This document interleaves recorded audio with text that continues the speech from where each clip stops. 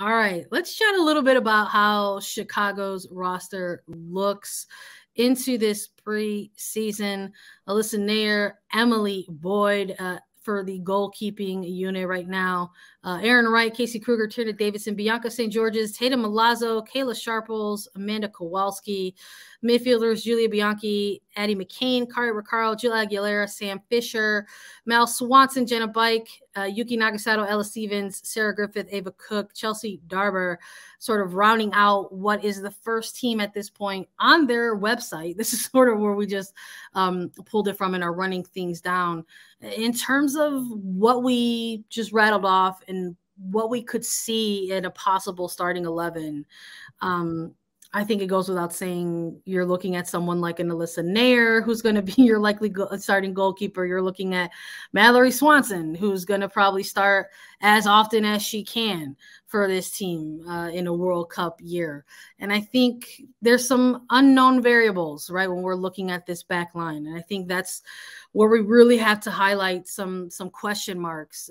Aaron Wright, I think, was a massive re-signing for this team out of free agency. Not only did it ensure you have a versatile player who can really has played anywhere along that back line for this team, but has also played higher for the team at times in the past. But there's question marks around, Casey Kruger, Kayla Sharples, Tierna Davidson. Tierna Davidson and Kayla Sharples are coming off of ACL injuries.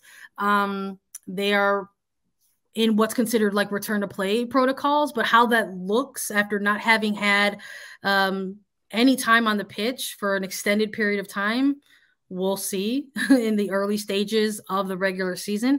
Casey Kruger making her return from maternity leave. This is a player that I don't know if people realized was already trying to work her way back with the Chicago Red Stars team at the end of 2022. It's like once they clinched that sixth and final playoff seed, there were some extra looks at Casey Kruger in some of these trainings leading up into that quarterfinal match against the Wave. But how is Casey Kruger going to look, moving forward, as her return from maternity leave? I don't know. I think there's going to be a lot of things I think that we get a lot of answers to probably within the first 4 weeks of the season. We'll have to really take a look at how the back line lines up, what they look like. Tatum Milazzo has been kind of a rock for this team on the back line for the last 2 seasons. How does she fit in as you're the coaching staff and you're trying to work back players like the Sharples or Davidson or Kruger? What does this team look like? Are we going to still see that fluctuating 5-back because you've got so many of these pieces returning? Yeah, I think that's one of the biggest questions. And in 2022 for Chicago, it was their front line was fine. Their midfield was locked down. Like, you knew what you were going to get day in and day out from their midfield. And it was their back line that really were put under pressure from, you look at someone like a Tatum Milazzo, a Zoe Morse, who's no longer on this roster, as players that stepped up and stepped in when they needed to. And they did a great job, right? They go from a 4-back to a 3-back, and you have 2 of the 3 in your 3-back have never played before in the NWSL with Chicago, and they still make the playoffs. Now, this year, it's going to be much different. The back line, I think, has a lot more stability than the midfield, right? You look across that back line, as you mentioned, even a 70% Casey Kruger is better than most defenders in the league. And Aaron Wright, to get her returning, she's going to be a mainstay in that back line. A Tierna Davidson coming back from injury, a Tierna Davidson at 60-70% is better than most defenders in the league at this point. And then, I think you really have to look at someone like a Tatum Milazzo as someone that you put a lot of faith in last year and you invested a lot in as a defender, and you don't want to lose that. So I think we could see maybe a 4-back or a 5-back switch for Petrucelli, going back to that consistent 4-back, wing backs in the midfield, perhaps along with the 3 center backs. But I think the midfield unit with just 5 players listed there, and really zero experience, between any of them playing with Chicago, right? Of course, you've got a Julia Bianchi who's going to come in and dominate, right? She's going to play defensively lights out in that position. I think Chicago getting a player like Addie McCain is also interesting. I'm not exactly sure where we could see her play. And I think Carrie Riccaro is a great get. And then, of course, you've got Jill Aguilera and Sam Fisher, who were with this roster last year, but did not see a lot of time. I think that for Chicago, the biggest change this year is going to be the midfield. How are they going to come together? How are they going to play? We know that Mallory Swanson's going to score all the goals up top. Alyssa Nair is going to get a lot of shutouts in between the net. But how easy is it for the lines to connect for Chicago when they have such an inexperienced and new midfield? And that's going to be something that's really interesting to talk about.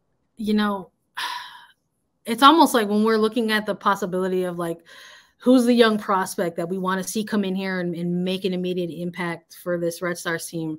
It's not just this current draft class that you can really pull from. There are a handful of players who are going to enter just their sophomore year with the Red Stars. So it's like you really can pull from kind of two handfuls of players here when you're looking at the idea or the concept of a young prospect that needs to come in and really try to have a little bit of a breakout season. When you're looking at some of these players, who are you looking for to maybe kind of get in there and make a name for themselves in 2023? In terms of some of the young players on this roster, I think we have to look at the sophomores to start, in a sense. Someone like an Ava Cook that came in last year for this team and really got a lot of consistent minutes up top. I think Ella Stevens is also on that level. How can those two players develop their game this year and really step it up? Take what they did last year and double it. And that's a really hard and tall ask to put on to young players like that, but they're playing alongside the best player in the world right now in Mallory Swanson. How can they continue to build on that and combine with a Swanson? Because Swanson's going to get assists as well. That's something that she's been known to do. She did it really well with Chicago last year. So can players like Cook and Stevens play off of a Swanson in order to get those goals and contribute up top? And then, of course, the draft pick, the forward out of Penn State University, Penelope Hawking, 7th overall for Chicago. This is a player that everyone's got to have your eyes on. This is the best draft pick that Chicago picked up this year. How can she step right into this game? She played 5 years at Penn State, so 5 years in college and coming out of Penn State. This is a player that I think is going to be ready to go right from the start. And I want to see kind of how she slots into that front line. I mean, and I also think like during the preseason, a player like Hawking is learning from someone like a Mallory Swanson and shooting on someone like Alyssa Nair. So you're automatically being forced to be better than you were a day ago at this point. And I think that's only going to help someone like Hawking. No, I'm with you 100%. I think Hawking, the way the draft ended up rolling out, I think it just sort of shows how highly rated Hawking was in terms of the forward or attacking type of prospects going into this draft. I think the Red Stars were a little bit surprised that she fell to them at number 7, considering like all of the flurry of movement that took place on draft days. So yeah, scored a lot of goals during her time with USC, had a really big impact for Penn State. And now she's going to be with the Red Stars and hopefully can make that impact. I think maybe she can benefit, like you're talking about getting these reps in preseason, talking about Alyssa Nair shooting against her, or getting these reps in alongside someone like a Pugh, but maybe playing alongside somebody like a Yuki Nagasato. Someone who has had a lot of experience now at this point playing in NWSL, but really across the globe. And we've heard a lot out of the Chicago Red Star side from players in regards to Nagasato specifically and what it has meant to them and their development playing alongside a player of her caliber. So I'm eager to see some of these young players kind of maybe take a little bit of skills, and sort of mentality from Nagasato and sort of kind of put all that together on the pitch. Nagasato is someone that they are going to have with them during the World Cup stretch. While she may have represented Japan in the past, as a World Cup champion and an Olympic medalist, Nagasato's time with the national team came to an end years ago. And she will be with this team during long stretches of the World Cup. And that's why I think she's going to be one of those players that younger players are maybe going to try to latch onto a little bit, for good reason. Because Mal Swanson is going to be a player who's probably going to the World Cup based on her form. Yep. Alyssa Nair, the #1 goalkeeper for the U.S. women's national team, likely going to be absent in World Cup stretches as well. And we're high on Tierna Davidson. We believe she's going to get back into the mix, get back into an international window with the national team, and utilize club play to get herself back to fitness, and will likely be absent in the World Cup stretch as well. So that's 3 pretty big players that this team is going to be without. I think it's important that we highlighted a little bit of what we could see in that back line in light of losing big defensive pieces in somebody like a Nair or a Davidson. Yeah, I think it's massive to talk about, because right now on the Chicago's roster, they've only got 2 goalkeepers rostered, Alyssa Nair and Emily Boyd. And Alyssa Nair is going to the World Cup. You can't just have 1 goalkeeper. So there's going to be some national team replacement players signed, perhaps. Looking at a little bit of depth there, I think defensively, Chicago is really going to struggle during the World Cup, during what is played by those Challenge Cup, because the NWSL regular season takes a bit of a pause from July 9th through August 18th, the World Cup July 20th through August 20th. So it will be the Challenge Cup during that time. But I think that, I mean, honestly, this year, when I'm looking at Chicago overall, their team is going to be Mallory Swanson and then like some defensive pieces that they have. But like, I could imagine Chicago's score lines this year just racking up on both ends, because Swanson's going to score goals at the rate she's going right now, at the clip she's scoring goals and developing, and even her XGs, her shot percentage to goal percentage is fantastic. She's going to be their entire team. And how do you it's really a tall task for Chris Petrucelli from preseason up until July, when you start to lose a player like Swanson for the World Cup. How do you develop the players around Swanson so they can contribute and keep scoring, keep getting into the attacking end without her while she's gone? And the team, it'll drop off. There will be a drop off, but make sure it's not as giant as a drop off as it would be when you lose a player like Swanson. And then, I mean, defensively, Tierna Davidson and Alyssa Nair, those are big holes in the back line, especially if Petrucelli's only playing with 3 in the back. We'll see. I think this leads us to our burning question for Chicago Red Stars in terms of their, what could lead up to their projected finish. I think there's a lot of question marks around this team in terms of positional areas on the pitch. I think most significant is the midfield. For nearly a decade, this franchise had claim to one of the top midfielders in the league. You could look to Chicago Red Stars and say, this is the top 4 midfield unit that exists within the league. And now going into 2022, a lot of players who once were staples of that middle third are no longer options for this team. So they went out and made an acquisition. They made a signing, and there's some hope there that they will try to return to respectable performances in this middle third on the pitch. And does it all lie with the midfield? Does Chicago's season live and or die with the midfield performance? Can the midfield gel and lead Chicago back to the playoffs? We know what Mallory Swanson can do and provide for this team. She is having a ridiculous start to her 2023. That's not a burning question for anybody. We know Mal Swanson and what she can provide for this team. Do they have a good goalkeeper in Alyssa Nair? Yes, that's not a question mark there.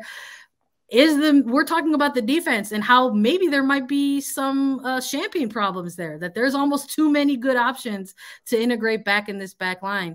So that's why our burning question lies with the midfield. Can this midfield, can this middle third gel and become a cohesive unit and really be the X factor that leads Chicago back to the playoffs. It's really the biggest 180 from last year. Chicago's midfield was the most consistent, as you mentioned, for a decade in this league.